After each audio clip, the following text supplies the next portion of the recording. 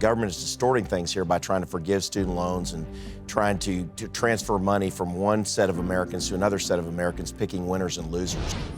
The student debt crisis, a giant bubble that's the result of decades of irresponsible lending by the federal government and the huge sticker price of college education, which often doesn't deliver enough value.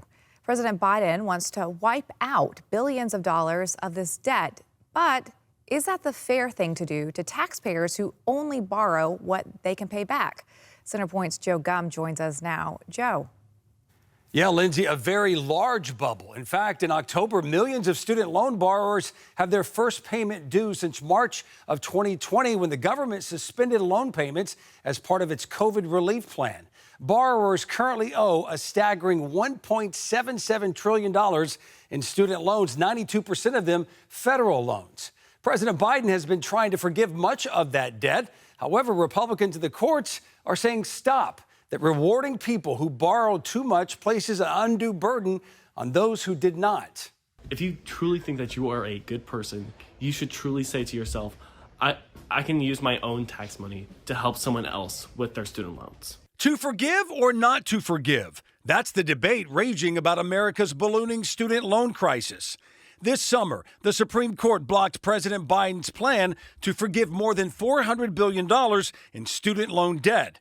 But the Biden administration later moved on its own to forgive $39 billion, part of its plan to wipe out $117 billion in student loans for more than 3.4 million borrowers without the court's permission. There is no constitutional justification for the federal government to transfer student loan debt to those who didn't borrow it. Congressman Bob Good of Virginia is one of many Republicans who see loan forgiveness as a wasteful giveaway that rewards irresponsible borrowers at the expense of responsible savers. Earlier this year, he led the successful effort to pass a joint House-Senate resolution of disapproval calling for President Biden's loan forgiveness plans to be overturned. He had acknowledged a year or so ago that he didn't have that authority, as did his education secretary, as did Nancy Pelosi, and then he went ahead and tried to do it anyway, of course, with the student loan transfer scheme. Loan repayment, which was paused during COVID, is back next month. But under Biden's new SAVE repayment plan,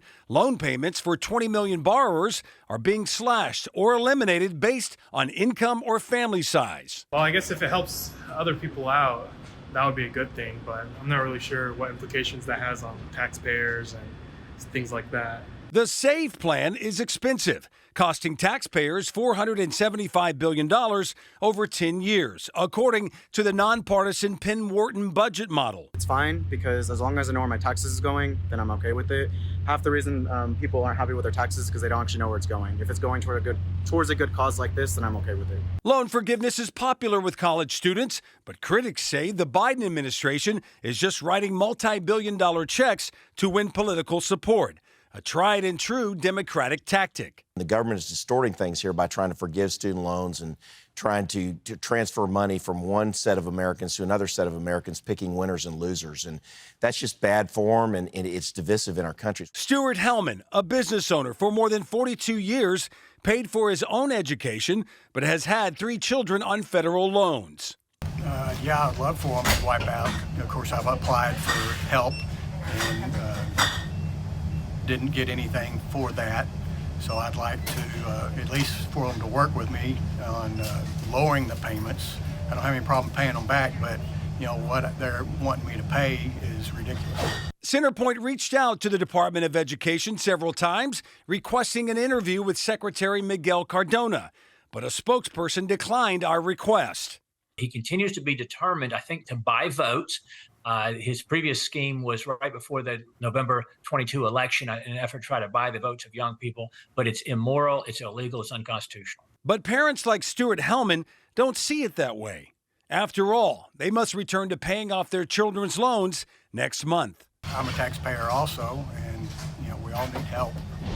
We think, oh, this is a Biden era thing. No, it's not. This stuff started back with Obama. We've been learning more about the student loan bubble that could be dragging down the housing market. So the government lending agencies, Fannie and Freddie, are making it easier for people with huge student loans and their balances to take out a mortgage that they may not be able to afford. So do you see this as possibly leading to the same kind of instability that we saw in the housing market back in 2008?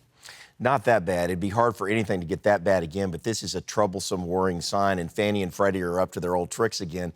People forget that before the Great Recession, the executives of Fannie and Freddie, which had mainly been put in place by the Clinton administration, had triggers in their pay to where the more mortgages they gave out, because they were trying to make home ownership more widespread, the more they got paid. So they lent money to borrowers that really had no business buying a home. And that's similar here, to where you're not taking into account all the debt a consumer might have when they're trying to purchase a home. So they really shouldn't qualify for a mortgage loan for a home, to buy a home, and they do anyway, which creates strains in the economy and strains in the consumer, and eventually leads to defaults on debt. And the taxpayer with that burden.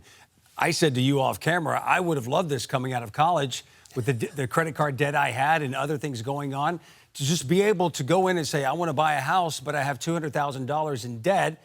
And you're going to say, well, that's okay.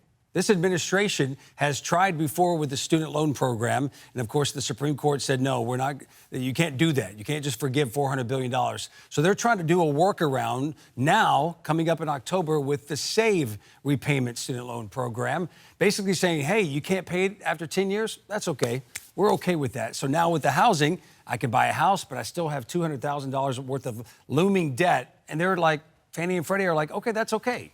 Yeah, it's once again where politics distorts things, and where the pure cold-blooded economics of whether you qualify to buy a home or not should be viewed in isolation and not subject to politics. Here, it's completely subject to politics, and the government and the politicians up there are trying to give more free stuff to more people to buy their votes, so to speak, and it just doesn't work long term. In a recent New York Times Siena College poll, 10%, just 10% of registered voters said the U.S. economy is good or excellent. In the meantime, we know that perception is reality, and right now, 78% of voters say inflation will be extremely important when they head to the polls next year in the election year. George, right now, gas prices are shy of $4 a gallon.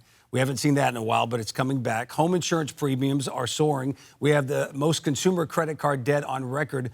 What other issues can you tell our viewers to sort of look out for that will define not just the rest of the year, but leading us into that election year? Well, one of the funniest and most accurate comments by any political operative ever was when James Carville, who was Bill Clinton's political operative, said, "It's the economy, stupid," basically is the theme of the Clinton campaign in 1992. And people really do vote their pocketbooks. So they really ought to watch out for whether we go into recession in 2024. If we go into recession, it makes it much more likely that President Biden's not going to get reelected.